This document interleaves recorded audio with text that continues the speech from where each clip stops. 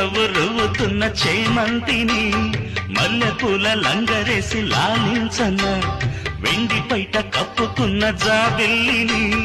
వెన్ను తట్టి ముగ్గులోకి లాగేయన్నా